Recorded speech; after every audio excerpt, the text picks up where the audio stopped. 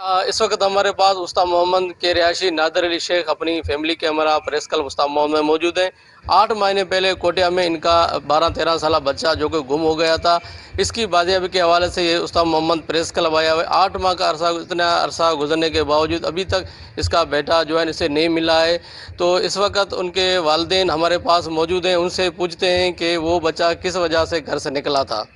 میں کمپرانی روڈ پہ ہمارا ایک کرائے کا مکان تھا، ہم ادھر رہائش پذیر تھے اور تقریباً 4 مہینے ہمارے ادھر رہائش ہوا۔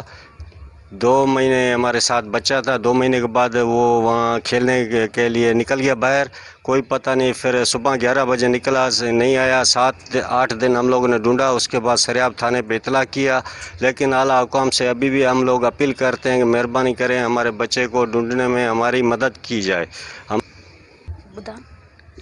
اساں کوٹیا شہر میں رہنदा हुआसीं 4 महीना 2 महीना असां सां उते असांजो नंढड़ो सही हलियो, पोइ 2 महीना ॿिया गुज़री विया, उन्हनि खां पोइ ख़बर ई न पई मुंहिंजो नंढड़ो अलाए काॾे गुम थी वियो आहे, निकिरी ॿाहिरि वियो हुयो।